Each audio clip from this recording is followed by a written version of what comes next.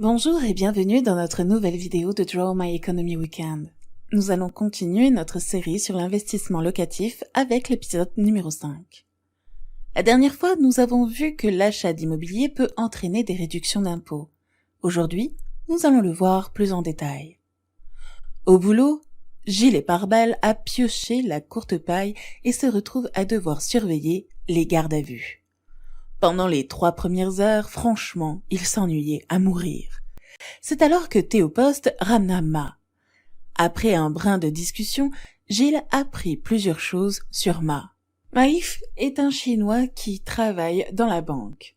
Plus précisément, il est spécialisé dans la défiscalisation immobilière. Ma s'est fait arrêter pour exhibitionnisme. Et c'est vrai qu'il essaye de se déshabiller toutes les 2 minutes. C'est une mauvaise habitude qu'il a attrapée lors des confinements et du télétravail, comme il dit. Généralement, Gilles ne parle pas au garde à vue, mais Ma est un drôle de personnage. En parlant, Ma dévoila à Gilles que la partie la plus intéressante de l'investissement dans l'immobilier n'est pas le loyer perçu, qui certes compte, mais est bien plus petit que certaines personnes espèrent. La meilleure partie de l'investissement immobilier, c'est les possibilités de défiscalisation. Tout de suite, Gilles dresse l'oreille et lui demande ce qu'il veut dire exactement par la défiscalisation. Il lui révéla ensuite qu'il souhaitait acheter un bien immobilier neuf pour ensuite le louer meublé. Avant de parler des différents types de défiscalisation, il faut clarifier ce qu'est une défiscalisation dans l'immobilier. Ma explique donc à Gilles que, dans l'immobilier, l'État met en œuvre certaines mesures afin d'inciter ses citoyens à investir dans l'immobilier. Une de ces mesures est une remise d'impôt sur un investissement immobilier si par la suite le but est de louer ce bien. Le montant de défiscalisation dépend du type de bien et du dispositif que vous appliquez sur votre investissement immobilier locatif. Cependant, cette diminution d'impôt est sur une durée déterminée et selon des conditions précises. D'ailleurs, il est intéressant de noter que de demander une réduction d'impôt n'engage aucunement et c'est un procédé totalement gratuit. Maintenant, pour en venir aux différents types de défiscalisation dont pourra bénéficier Gilles, il y a au moins 3 types d'investissements possibles. Ma commença avec la loi Pinel, probablement la plus connue. En 2022, la loi Pinel s'applique à toute personne louant son bien immobilier. Le principe est que si vous louez votre bien à un prix peu élevé, vous bénéficierez d'une remise d'impôt plus ou moins importante. Cette loi vise à favoriser la location aux personnes en difficulté et aux plus démunis. La remise d'impôt dépend de la durée de la location. Plus vous louez longtemps votre bien à ce profil de personnes, plus votre remise d'impôt sera importante. Ceci dit, la durée minimale doit être de 6 ans. Il y a le choix entre 3 durées. 6 ans, 9 ans et 12 ans. Si vous appliquez la loi Pinel sur votre bien pendant 12 ans, vous pouvez obtenir au maximum 63 000 € de remise d'impôt étalée sur toute la durée. Dans la même veine, continue Ma, on peut trouver le COS ancien et le nouveau dispositif de Normandie. Il propose une réduction d'impôt si vous louez un bien moins cher que la moyenne. C'est une incitation fiscale progressive, ce qui signifie que plus les loyers sont bas, plus la défiscalisation est importante.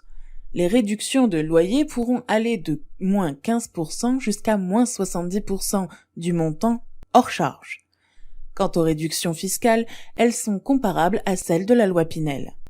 6 ans avec ce type de location équivaut à une réduction de 12%. 9 ans avec le dispositif donnera 18% de réduction fiscale et 12 ans en utilisant le nouveau dispositif de Normandie amènera à une réduction de 21% sur vos impôts. Cependant, ce dispositif ne convient pas à tous. Il y a certains critères précis à remplir afin de pouvoir bénéficier de cette défiscalisation. Ces critères sont: en 1, le particulier doit avoir acheté son bien entre janvier 2019 et le 31 décembre 2022, et ce, dans une des 222 villes concernées. Car oui, ce dispositif n'est pas applicable partout. Et généralement, ces villes sont des petites villes, ou des villes de taille moyenne, par exemple Aurillac, Brignoles, Verdun et Mâcon, qui sont sur la liste. Numéro 2, l'équivalent de 25% du prix d'achat doit avoir été dépensé en rénovation. Ces options de défiscalisation sont intéressantes, mais souvent vos potentiels clients ne sont pas les plus soigneux. De plus, les risques de loyer impayés augmentent beaucoup. Gilles aime bien l'idée d'avoir recours à la loi Pinel. Après tout, il est issu d'une famille modeste lui-même, et louer son bien à quelqu'un du même type ne lui fait pas peur. Ceci dit, s'il achète un bien dans une banlieue, ses risques de rencontrer un ancien garde à vue ou prisonnier voulant louer son bien augmentent drastiquement, et ça serait juste bizarre. Sinon, Gilles peut profiter de la location LMP ou LMNP. Ma commença par la location LMP. Selon lui, c'est la plus simple. Lorsqu'un investisseur loue son bien immobilier meublé, il peut choisir entre 2 statuts pour bénéficier d'une défiscalisation. Il peut louer sous le statut de loueur meublé professionnel ou LMP.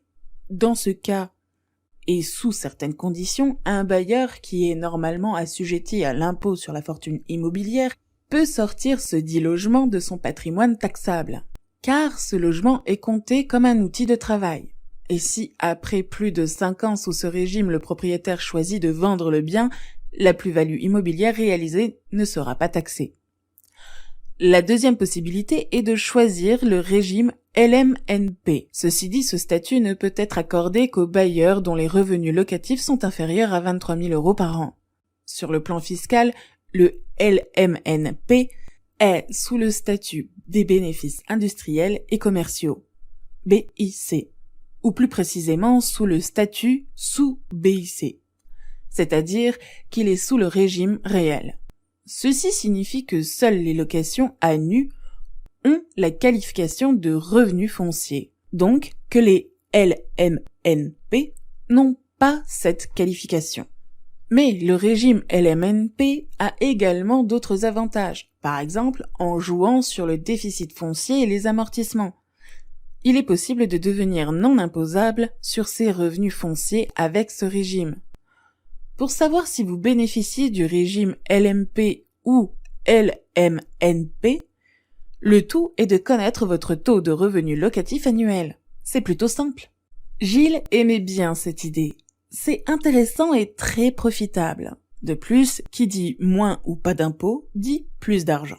Sinon, continue Ma, il y a différents dispositifs qui ne vous concernent pas forcément, mais qui sont bons à connaître. Il est possible d'investir dans des SCPI fiscales. Ce que ça signifie est que vous allez investir dans une société civile de placement immobilier qui se dit fiscale. Alors, vous allez placer votre argent normalement, comme pour n'importe quelle autre SCPI. Mais celle-ci va investir dans des biens immobiliers bénéficiant de la loi Marlot ou du dispositif Pinel. Vous pouvez également trouver des SCPI qui se spécialisent dans un certain type de défiscalisation. Donc, vous pouvez investir dans des SCPI Pinel ou des SCPI Marlot. En parlant de la loi Marlot, Ma insista, malgré les plaintes de son geôlier, d'y toucher 2 mots. La loi Marlot intervient lors de lourds travaux de restauration dans des biens immeubles protégés. La loi permet de réduire l'impôt sur le revenu de 22% à 30%. Mais les dépenses ne peuvent pas excéder les 400 000 € sur 4 ans consécutifs. De plus, après la fin des travaux, le logement doit être loué durant les 12 prochains mois et en passer minimum 9 à être loué en tant que résidence principale.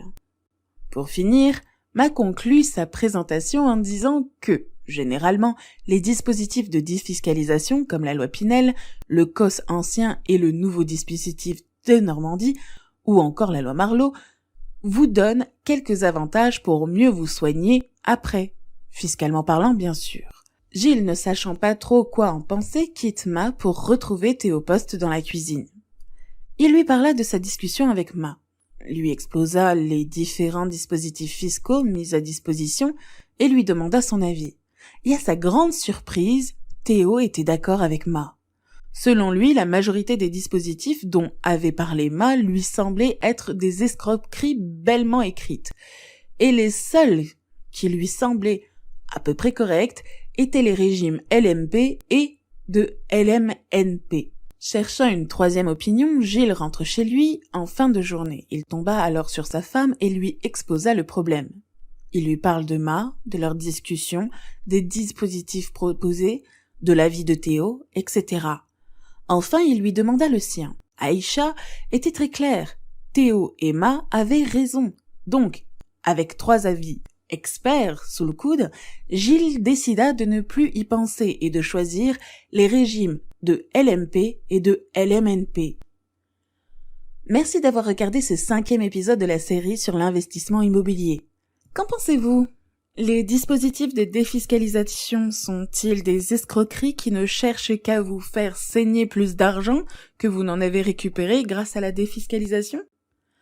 Laissez votre avis dans les commentaires. Maintenant, pour les dictons du jour. Qui n'aime pas son boulot, reste au dodo. Merci d'avoir regardé cette vidéo, mettez-lui un pouce vers le haut si vous avez aimé et n'hésitez pas à la partager et je vous dis à très bientôt.